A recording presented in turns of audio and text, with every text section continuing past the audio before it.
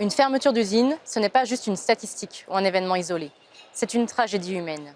Une fermeture d'usine amplifie les inégalités sociales et alimente le sentiment d'abandon de nos territoires. Les impacts sont nombreux: déclassement des familles, exode des jeunes, érosion du tissu économique local, perte de repères, dégradation du cadre de vie et effets sanitaires et psychosociaux. Ce sont des familles entières qui voient leur vie bouleversée, des rêves brisés, des territoires qui s'éteignent peu à peu. Quand une usine ferme, c'est tout un écosystème local qui s'effondre. Une boulangerie qui ferme, une école qui perd des élèves, une mairie qui voit ses recettes s'amenuiser. C'est une communauté qui perd son cœur battant, entraînant l'érosion lente mais inexorable d'un tissu économique et social qui faisait la fierté de ces régions. Perdre son emploi, c'est perdre son pouvoir d'achat. Ce sont ces petits plaisirs, un rendez-vous chez le coiffeur, une sortie avec des amis, un cadeau pour les enfants qui disparaissent. Ces pertes invisibles accentuent encore les inégalités et fragilisent des familles déjà vulnérables. Or, depuis janvier 2024, la France a enregistré 59 fermetures d'usines pour seulement 51 ouvertures. Cet indicateur, bien qu'alarmant, ne raconte pas à lui seul l'histoire de ceux qui, derrière les chiffres, perdent leur travail, leur dignité et souvent leur avenir. Les exemples récents abondent. Le 5 novembre dernier, l'entreprise Michelin a annoncé la fermeture de ses usines à Cholet et Vannes d'ici 2026, mettant en péril 1254 emplois. Quelques jours plus tard, ArcelorMittal envisageait la fermeture de 2 centres, à Reims et Denain, menaçant 130 postes supplémentaires.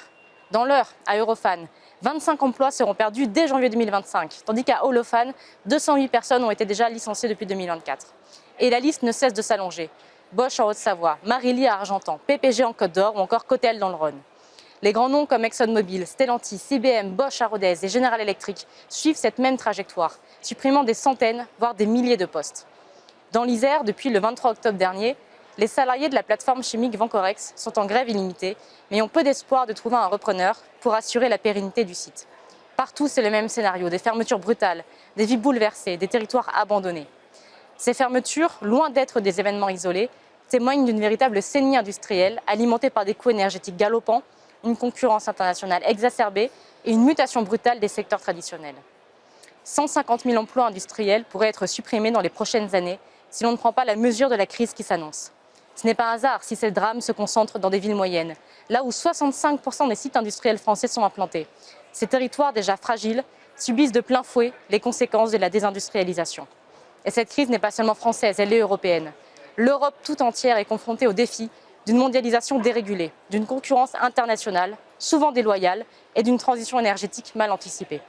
Le coût de l'énergie, par exemple, pèse lourdement sur nos entreprises, alors même que certaines régions du monde subventionnent massivement leurs industries.